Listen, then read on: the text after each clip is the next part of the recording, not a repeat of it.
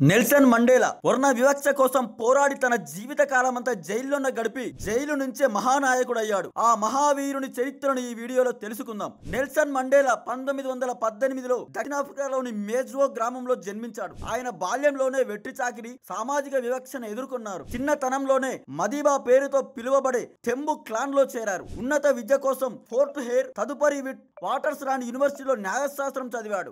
న్యాయవాదిగా కెరీర్ ప్రారంభించి 1944లో African national Congress లో చేరి క్రమంగా స్వాతంత్ర ఉద్యమ నేతగా ఎదిగాడు. అపార్థైడ్ విధానం కింద నల్లవారిపై తీవ్రమైన వివక్ష కొనసాగుతున్న కాలం అది. 1950లలో మండేలా సహా సహోద్యమకారులు తీవ్ర నిరసనలు చేపట్టారు. డిఫియన్స్ క్యాంపెయిన్, ఫ్రీడమ్ చార్టర్ వంటి ఉద్యమాల్లో ముందుండి నడిపారు. ప్రభుత్వానికి వ్యతిరేకంగా తీవ్ర నిరసనల నేపథ్యంలో 1967లో అరెస్ట్ అయ్యాడు. రివోనియా ట్రయల్లో అతనికి జీవితకాల కారాగార శిక్ష పడింది. 27 ఏళ్ల సుదీర్ఘ జైలు జీవితం. ఇందులో పెద్ద భాగం రాబెన్ ఐలాండ్ లో గడిపాడు. జైల్లో ఉన్నప్పుడే మండేలా పేరు అంతర్జాతీయ స్థాయిలో స్వేచ్ఛాభావానికి ప్రతీకంగా మారింది. ఆయనకు విమోచన కోసం ప్రపంచ వ్యాప్తంగా పెద్ద ఎత్తున ఉద్యమాలు జరిగాయి. 1990లో 71 ఏళ్ల వయసులో జైలు నుంచి విడుదలయ్యారు మండేలా. వెంటనే ANC అధ్యక్షుడిగా ఎంపికై అపార్థైడ్ ను అంతం చేయడమే తన లక్ష్యంగా తీసుకున్నాడు. 1994 ఏప్రిల్లో దక్షిణాఫ్రికాలో తొలిసారిగా అందరు పౌరులకు ఓటు వేసే